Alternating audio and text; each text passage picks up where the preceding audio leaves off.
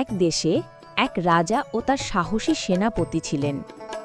একদিন তারা বনভ্রমণে গেলেন হরিণ শিকারের উদ্দেশ্যে।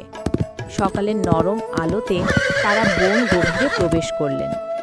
চারিদিকে পাখির কিচিরমিচির আর বাতাসে ঘাসের গন্ধ। রাজা ও সেনাপতি ধীরে ধীরে হরিণের সন্ধান করতে করতে বন আরও গভীরে ঢুকে পড়লেন। ঠিক সেই সময় গাছপালার আড়াল থেকে এক বিশাল বাঘ বেরিয়ে এলো। তার চোখ দুটো লালচে আগুনের মতো জ্বলছে, দাঁত বের করে গর্জন করছে। রাজা ভয়ে ঘোড়ার লাগাম শক্ত করে ধরলেন, কিন্তু সেনাপতি শান্ত স্বরে বললেন, মহারাজ, ভয় পাবেন না। যদি আমরা পালাতে যাই, বাঘ আমাদের ধাওয়া করবে। আমাদের বুদ্ধি খাটাতে হবে।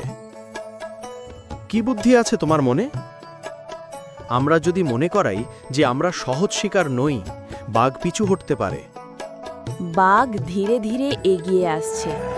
তখন রাজা ও সেনাপতি চিৎকার করে হাত নাড়াতে লাগলেন, তলোয়ার উঁচু করে ঝলকাতে লাগলেন।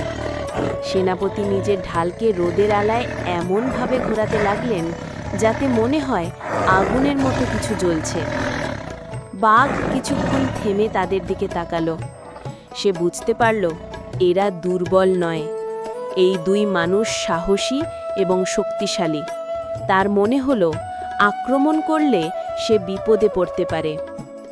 অবশেষে বাঘ ভয় পেয়ে গর্জন করে বন গভীরে পালালো। রাজা গভীর শ্বাস ফেলে বললেন, তুমি সত্যিই জ্ঞানী। তোমার বুদ্ধি আমাদের জীবন বাঁচালো।